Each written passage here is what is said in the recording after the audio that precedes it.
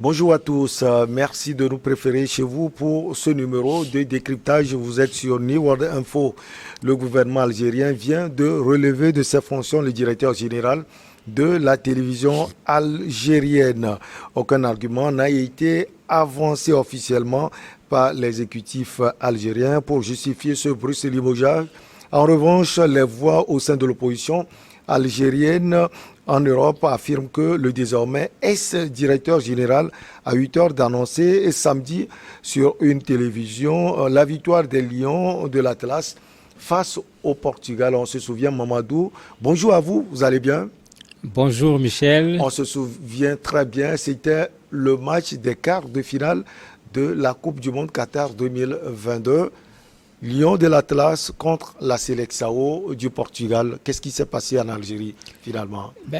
En fait, ce qui s'est passé, c'est que depuis toujours, l'Algérie, le régime algérien pour être plus précis, a toujours refusé tout ce qui pouvait faire la promotion du Maroc au niveau des médias publics. C'est extraordinaire. On en parle cette fois-ci parce que quoi qu'on dise, le Maroc est la première équipe africaine à arriver au niveau de la Coupe du Monde à ce point. Et toutes les autres équipes s'étaient arrêtées en quart de finale. C'était la première fois qu'une équipe africaine arrivait en demi-finale. Même si on veut le prendre sous l'angle arabe, c'était la première fois qu'une équipe arabe arrivait en demi-finale. Mais qu'on le veuille ou pas, c'est l'actualité. Parce que c'est ça le journalisme également. Qu'on le veuille ou pas, c'est un événement.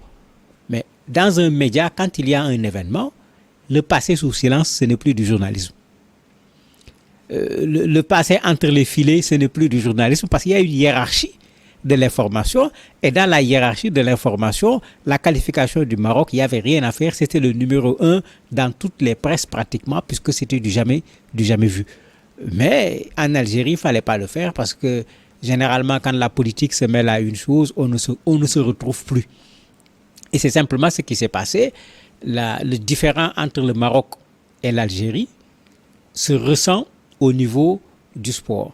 Je souriais quand je regardais, j'ai vu une caricature où le gars a dit que, comme on ne peut pas dire le Maroc s'est qualifié, il a dit que le journaliste devait dire il y a une équipe africaine qui s'est qualifiée et cette équipe africaine, ce n'est ni le Sénégal, ni le Ghana, ni le Cameroun, ni la Tunisie. Donc finalement, on sait que c'est le Maroc seul qui reste. Mais l'essentiel, il n'a pas cité le Maroc. Comme il y en avait 5, ce ne sont pas les 4, ça signifie que c'est le 5e. Mais c'est quelle forme de journalisme ça? Alors, bien avant cette rencontre à Mamadou Diouf, on se souvient, les Lions de l'Atlas avaient éliminé une grande équipe au niveau européen et mondial également. L'Espagne, on nous fait savoir que la 3e télévision algérienne avait parlé d'une amère élimination de la Rora espagnole. Oui, ils n'ont pas dit qu'il a éliminé. C'est pourquoi j'ai dit le problème c'est de citer. Ils ont dit qu'on a éliminé notre voisin du Nord. Mais on l'a éliminé dans quel cadre? Et qui l'a éliminé surtout? Comment on peut parler du résultat d'un match? On parle de celui qu'on a gagné. On ne parle pas de celui qui a gagné. Parce que quand je reviens à la hiérarchie de l'information, mais à la fin d'un match, celui qui a gagné, c'est de lui qu'on doit parler d'abord. On peut parler de celui également qui a été gagné pour savoir est-ce que les gens se sont suffisamment battus, pourquoi ils n'ont pas réussi leur match. Mais sauter celui qui a gagné, aller parler de celui qu'on a gagné, mais vous imaginez ce que ça fait. En fait, c'est très simple. Hein? C'est une censure extrêmement forte sur tout ce qui touche à une forme de promotion pour le Maroc. Ce qui est curieux, c'est que ça date de longtemps. Le journal Al-Khabar, qui est un journal très connu en Algérie, mais en 1976, pendant la CAN, avait fait exactement la même chose. Le Maroc a gagné la Guinée, on a parlé de défaite de la Guinée. On n'a pas parlé de victoire du Maroc. Ce n'est pas la première fois. Pendant les Jeux méditerranéens qui se déroulaient en Algérie même, à Oran, la presse, une des presses, a mis en une l'équipe nationale du Maroc. Même chose, le premier responsable de cette presse a été démis de ses fonctions. C'est pour dire simplement que du côté algérien, sur cette relation avec le Maroc, souvent, il n'y a même pas de communiqué il n'y a pas de prise de position, mais il y a des actes qui montrent aux gens clairement que ce chemin-là, il ne faut pas l'emprunter du tout. Personne ne doit faire la promotion du Maroc, même pas dans le domaine du sport. Alors, Mamadou, est-ce qu'on voit les mêmes réalités au niveau du royaume chérifien? Non, la réalité n'est pas la même au niveau du royaume chérifien. Au niveau du royaume chérifien, il n'est pas interdit de parler de l'Algérie. Et malgré la dernière crise, parce qu'il y a eu une crise en 2021 plutôt, qui a rendu encore plus dures les relations. Si vous regardez, c'est le Maroc, même le dernier discours du roi, à l'occasion de l'anniversaire de son accession au trône, on en a parlé ici, mais le roi était dans le sens d'appeler à ce qu'il y ait plutôt une réconciliation avec l'Algérie. Il est allé même très loin en demandant la réouverture des frontières, puisque les frontières sont fermées depuis 1994. Mais ça veut dire que le Maroc accepte d'aller dans le sens d'une solution, laquelle on ne l'a pas encore exactement, mais au niveau de l'Algérie, généralement, on ne répond pas à ce message qui est un appel pour qu'on discute, mais au contraire, vous avez des attitudes, comme ce qu'on a vu avec la presse, qui peut être également d'autres formes d'attitudes, quand ce qui avait été fait avec la France, quand l'Algérie n'était pas d'accord avec ce que le président français a dit, on a interdit aux avions français le survol de l'espace aérien de l'Algérie pour aller au Maroc, pour aller plutôt au Mali, et puis bon... vous avez vu le président français aller, les ministres français sont allés. L'Algérie a cette façon, non pas d'être dans la communication, mais de donner un coup quand vous lui faites quelque chose que eux ils n'acceptent pas. Ben, s'ils le font avec la France, s'ils le font avec le Maroc, mais vous imaginez le journaliste qui va le faire dans un service public, qu'est-ce qu'il attend? Alors, Mamadou, jusqu'où iront ces relations en pointe d'épine entre le Maroc et l'Algérie? On l'a vu sur le plan sportif, on ne peut même pas apporter ou bien trouver des solutions. Alors jusqu'où ces relations iront? Ben, j'espère que les deux pays, qui sont d'abord des pays voisins, frontaliers avec au moins 1600 km de frontières, il faut que les gens réfléchissent. C'est vrai qu'ils ont échoué avec l'Union du Maghreb arabe uni, l'UMA, qu'ils avaient essayé de créer, mais les deux pays se retrouvent actuellement au niveau de l'Union africaine avec le retour du Maroc. Je crois qu'il ne faut pas chercher jusqu'où ils vont aller. Il faut plutôt les empêcher d'aller jusqu'à ce point. Parce que quand même, le conflit a duré entre les deux pays. Les peuples ne se reconnaissent pas dans ce conflit. Parce que ça aussi, il faut le dire. C'est important à souligner. On n'en parle pas assez. Les Algériens ont supporté le Maroc. Ouais. Malheureusement, ceux qui ont osé, pour ne pas dire ceux qui ont eu le culot de sortir dans certaines banlieues quand le Maroc a gagné pour jubiler, il y en a qui ont été arrêtés par la police pour avoir jubilé parce que le Maroc a gagné. Alors qu'on a vu cette jubilation, par exemple, à Tunis, partout dans le monde arabe. En Palestine même. Bien que là-bas également, les Israéliens se sont mis à réprimer les Palestiniens qui étaient en train de jubiler. Bon, il y a un sérieux problème. Comment on peut dire à un Algérien, tu ne peux pas supporter le Maroc? D'abord, même si vous le dites, mais je suis chez moi, je regarde la télé, mais si le Maroc gagne, je crie. Vous n'allez quand même pas rentrer dans ma maison me demander pourquoi je crie quand le Maroc a marqué un but. C'est que il y a un conflit, il y a un différend entre les deux pays. Les Nations Unies ont fait des choses, malheureusement, ça n'a pas véritablement donné de résultats. Il faudrait peut-être que l'Union africaine s'en mêle, parce que ce sont les pays qui sont membres de l'Union africaine, pour essayer de créer un rapprochement entre ces deux pays et trouver une solution. Je le dis toujours, je suis foncièrement contre et je ne peux pas comprendre de conflit entre des pays africains.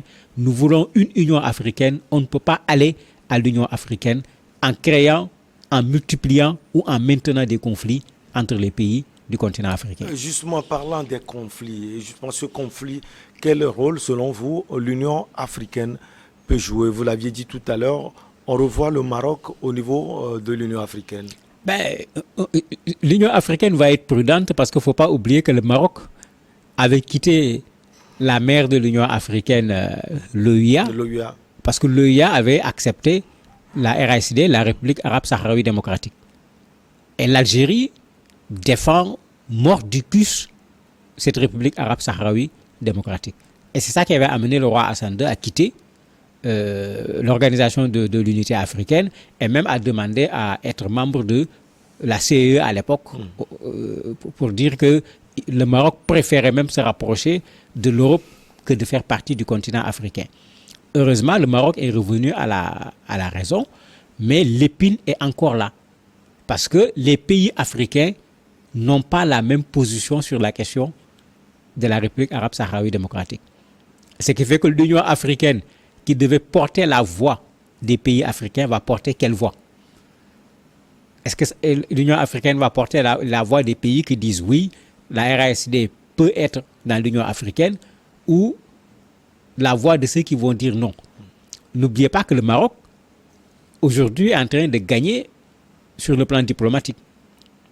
En acceptant de renouer avec Israël, les Américains ont reconnu que cette partie sahraoui appartient au Maroc. Et d'ailleurs, ils ne sont pas les seuls. Le roi du Maroc a dit qu'ils veulent aussi savoir que les gens leur disent clairement quelle est leur position par rapport à cette question sahraoui et que les relations futures du Maroc avec les autres pays seront en relation avec la position des pays par rapport à cette question. Ça veut dire que le Maroc est en train de conforter sa posture de la République arabe sahraoui démocratique. N'existe pas. C'est une entité qui fait partie du Maroc. Et sur le plan diplomatique, ils sont en train de gagner progressivement ce terrain, contrairement à l'Algérie. Donc, l'Union africaine peut parfaitement essayer de voir comment trouver quand même une solution pour cette crise qui dure depuis fort longtemps et pour laquelle on n'a pas encore trouvé de solution. Vous l'aviez dit, Mamadou, ce n'est pas la première fois qu'une équipe marocaine est à l'origine du limogeage d'un responsable médiatique en Algérie. Alors, c'est très difficile alors d'exercer le métier de journaliste sportif dans ce pays, surtout lorsque les clubs marocains, qui sont fréquents, il faut le préciser, au niveau des compétitions africaines et des équipes marocaines jouent. Mais tout à fait, ils n'ont qu'à regarder la caricature dont je parlais tout à l'heure pour voir quels sont les pays qui sont là et voir comment citer les autres pays en citant pas le Maroc, puisque c'est comme le problème, c'est de citer le royaume chérifien. Maintenant, imaginez, je suis reporter sportif. Le Maroc joue, que ce soit avec la France, avec le Portugal, avec l'Espagne, avec la Croatie, avec n'importe quel pays. Mais comment je vais présenter le match? Puisque dans un match, la première chose, c'est de dire quelles sont les deux équipes qui s'affrontent. Mais quand quelqu'un marque pour un but, on dit tel pays a 1, l'autre pays a 0. Nos voisins ont marqué, puisque c'est Maroc qui est le problème. Mais le Maroc n'est pas le seul voisin de l'Algérie. Géographiquement, ça ne sera pas suffisamment clair. C'est qu'en fait, ça n'a vraiment pas de sens d'amener la censure jusqu'à ce point. Puisque finalement, les journalistes se cherchent, et le plus souvent, ce que les journalistes font, c'est d'éviter cette question. Mais tout le parcours extraordinaire du Maroc dans cette Coupe du Monde n'a pas été traité dans la presse algérienne comme il se doit. Puisque tout le monde avait peur du retour du bâton quand tu vas te mettre à dire voilà ce que le Maroc a fait et de parler de performance. C'est peut-être ça qu'on reproche au directeur général de la télé qui certainement a senti cette victoire du Maroc à son fort intérieur, parce que lui, il a osé parler quel est le mot qu'il a utilisé encore? Il a dit il est fier du parcours formidable de l'équipe du Maroc. Parce qu'il a cité. Mieux même, il est allé plus loin en disant les peuples marocains et algériens sont frères. Mais il a tout à fait raison. Ouais. Mais il a ajouté malheureusement quoi qu'on en dise. Vous voyez comment les gens sont sensibles à des détails, alors que ce qu'il dit est vrai. Le parcours du Maroc était éloquent. Mais les Marocains et les Algériens sont des frères. C'est indiscutable. La frontière n'est pas une frontière naturelle. C'est la France qui est à l'origine de cette frontière qui a séparé ces peuples. Ce n'est pas ces peuples qui se sont séparés. Maintenant, peut-être le quoi qu'on en dise, là, on a trouvé que c'était trop fort, parce que le quoi qu'on en dise, c'est ça la réalité. Au niveau de l'Algérie aujourd'hui, on ne veut pas qu'on parle du Maroc, et surtout pas dans le bon sens. Alors, Mamadou, dernière question, peut-être, est-ce que la presse algérienne a un mot à dire? Mais la presse algérienne a un mot à dire parce que les presses relativement libres algériennes, en plus des Algériens de l'extérieur, c'est eux qui ont mis la puce à l'oreille en disant aux gens il a été limogé parce que il a reconnu le parcours éloquent du Maroc et il a cité le Maroc en parlant de sa victoire. Donc, la presse est en train de jouer un rôle, mais elle ne peut pas aller très loin parce que souvent dans ce genre de situation, quand les journalistes savent que vous ne pouvez pas toucher ce sujet ou bien vous ne pouvez pas le toucher de façon à respecter l'éthique et la déontologie, on préfère passer de côté et ça devient de l'autocensure. Et sur le Maroc, c'est ce que fait une bonne partie des journalistes algériens. Pour ne pas avoir de problème, ils s'autocensurent eux-mêmes. Merci beaucoup à vous, Mamadou Diofa. La petite pause et derrière, on reçoit le camitologue Dr Appétit.